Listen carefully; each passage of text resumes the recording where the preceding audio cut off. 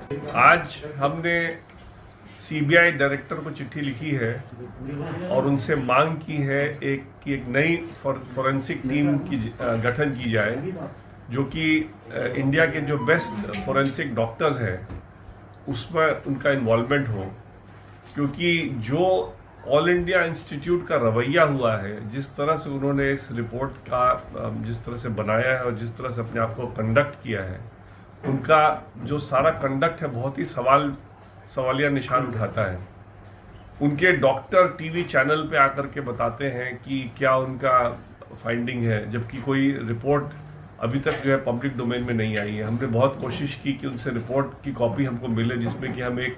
स्पष्ट रूप से कह सकें कि क्या इस रिपोर्ट में क्या त्रुटियां हैं, क्या गलतियां हैं। वो रिपोर्ट भी देने को तैयार नहीं है, पब्लिक डोमेन में आज तक रिपोर्ट नहीं दिया है। डॉक्टर सुधीर गुप्ता ने ही हम मेरे को बहुत पहले कहा था, ये एक्चुअली मेरे पास आए थे 1 साल पहले। हमारे बड़े अच्छे दोस्त अमरेंद्र शरण की डेथ हुई थी और सीनियर एडवोकेट थे, सीनियर एनसीपी लीडर भी थे अमरेंद्र जी,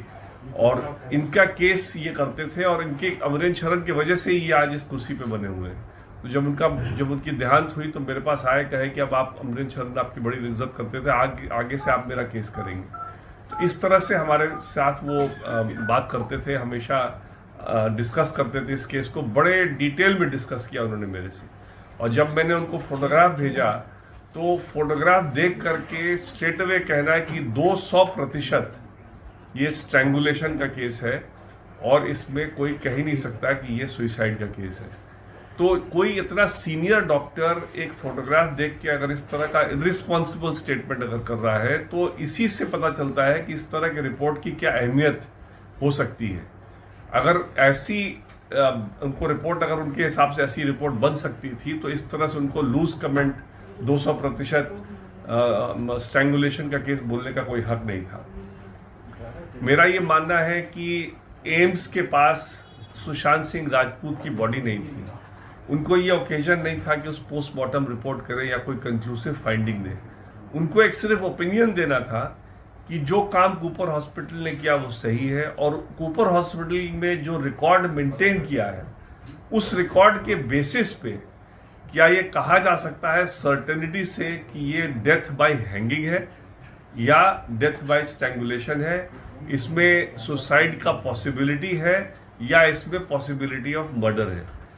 सुसाइड होगा कि नहीं होगा ये इनके दायरे में नहीं आता है, क्योंकि सुसाइड होगा कि नहीं होगा ये पुलिस का काम है डिसाइड करना। आदमी का डेथ बाय हैंगिंग भी अगर हो तो उसमें भी जरूरी नहीं कि वो सुसाइड हो। अगर किसी को बेहोश करके और उसको हैंग कर दिया जाए तो वो डेथ बाय हैंगिंग ही पता चलेगा, और सुसाइड उसको कहना बिल्कुल गलत होगा। इसलिए जिस तरह की रिपोर्ट इन्होंने बनाई है, जिस तरह का इन्होंने टिप्पणी दी है, ये बहुत ज्यादा सवालिया निशान उठाते हैं इनकी क्रेडिबिलिटी पे भी और इनके तरीके पे भी। जिस तरह से इन्होंने शुरू में टीवी चैनल पे आकर के कमेंट किया कि कूपर हॉस्पिटल ने ये गलती की, वो गलती की, कोई बॉडी का कोई एग्जामिनेशन नहीं किया गया, बॉडी में कोई फ्रैक्चर है कि उसके बारे में कोई जिक्र नहीं आया, विसेरा सफिशिएंट नहीं था सुशांत सिंह राजपूत का, इतने इनसफिशिएंट विसेरा में क्या इन्होंने जांच, और जो इनके पास आया था विसेरा वो भी बता रहे थे बहुत सूखा हुआ था, उसको उसमें से कुछ रिकवर करना बहुत मुश्किल था। बड़े बड़े डर्मेटोलॉजिस्ट का कहना है कि जो ये गर्दन में निशान है ये उस जो कपड़े से दिखाया गया हैंगिंग, उस कपड़े से ये हो ही नहीं सकता। तो इन सब के बावजूद एक तो इनका टीम का साइट पे जाना, इनको साइट से कोई मतलब नहीं है, इनको सिर्फ जो रिपोर्ट कूपर हॉस्पिटल ने बनाई थी, जो उनके कागजात थे, जो उनके रिपोर्ट, जो उनके भी फाइंडिंग्स थे, उस फाइंडिंग पे इनको कमेंट करना था। ये जा करके वहां साइट पे देख रहे हैं, ये सब काम सीबीआई का है, ये सब काम सीबीआई को तय करना है कि साइट में क्या हुआ नहीं हुआ। क्योंकि सीबीआई मुंबई पुलिस की जगह पे आज के दिन काम कर रही है। मुंबई पुलिस ने इसका इंक्वेस्ट का काम किया था, सीबीआई को अभी जब एफआईआर दर्ज है उस एफआईआर के बेसिस में जो इन्वेस्टिगेशन करना है, तो साइट पे जाकर के देखना उनका काम है। इनका सिर्फ मेडिको लीगल एविडेंस देना था। तो इसमें ये बहुत पूरी तरह से चूक गए हैं। जिस तरह से उन्होंने ये रिपोर्ट बनाई है, जिस तरह से इनका कंडक्ट रहा है, जिस तरह से इनका लूज